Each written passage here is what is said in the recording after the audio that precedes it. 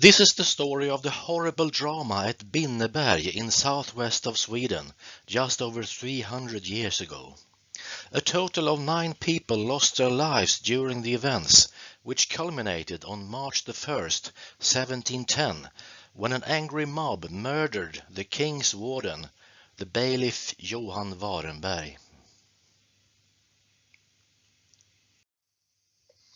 The background to the terrible events was basically the immensely extensive and long-lasting wars that Charles XII and Sweden were drawn into, or started, with the dubious aim of saving Sweden as a European great power. The year before, in 1709, the Swedish army had suffered a disastrous defeat against the Russian army at the Battle of Poltava. 20,000 Swedes ultimately became prisoners of the Russians. The Swedish army was almost wiped out. But Charles XII did not give up. He hid with about 1,000 men down in Turkey and planned to set up a new Swedish army. Back home on Swedish soil, there had not been war for a long time except for in Scania, but the people lived in very difficult circumstances, often in pure misery.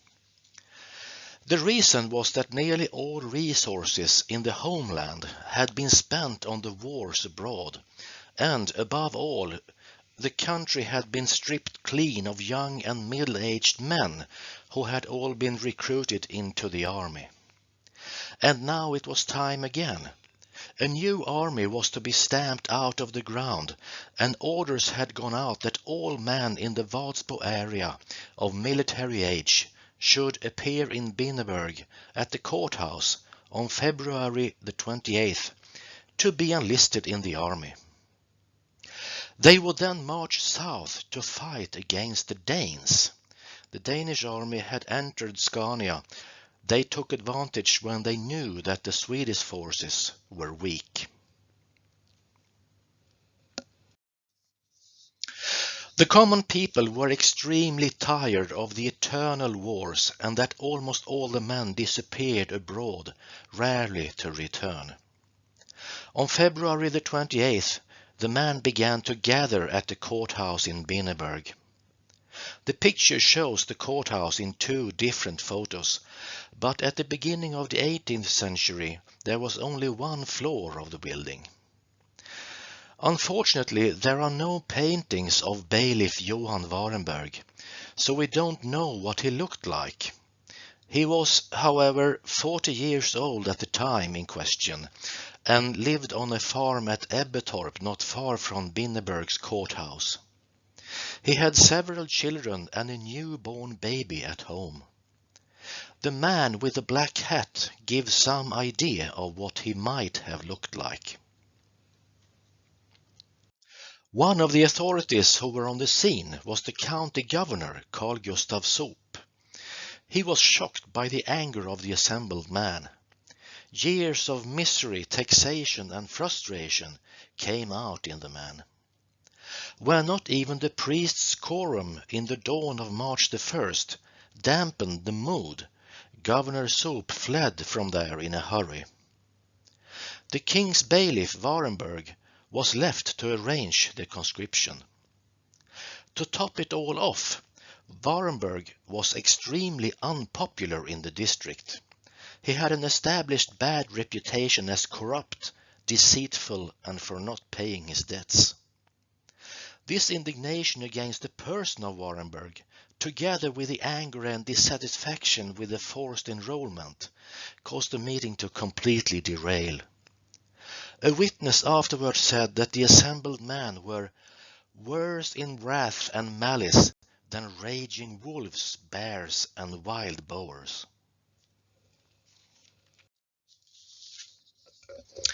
The mob captured Warenberg and began beating him.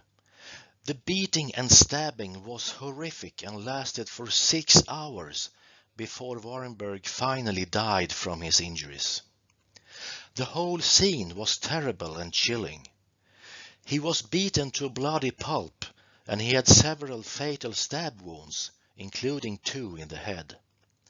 The post-mortem report makes for chilling reading and lists almost innumerable injuries to his body.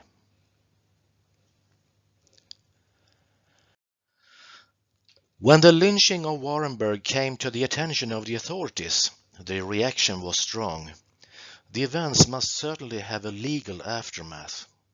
The incident was seen as partly as a murder, but also as an even more serious crime, namely treason.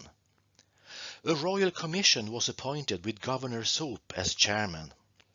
The perpetrators who tried to hide in the forests were caught one after the other. The judgments were harsh.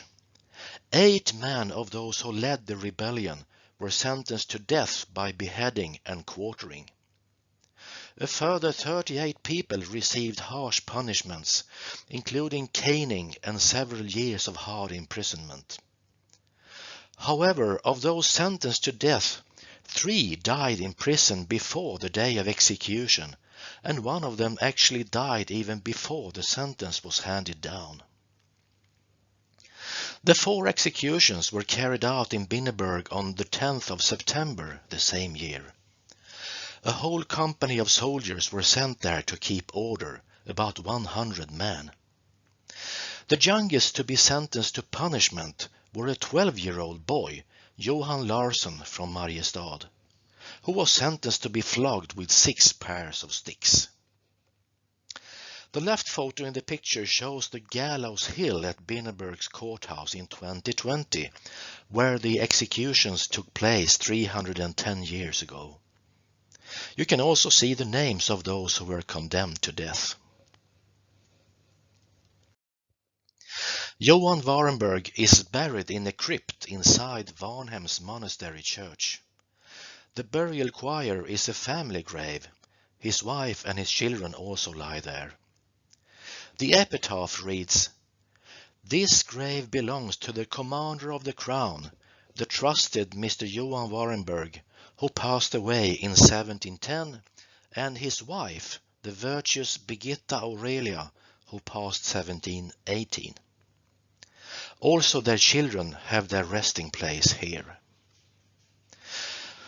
The terrible events of 1710 resulted in 9 people losing their lives and many more having their lives ruined.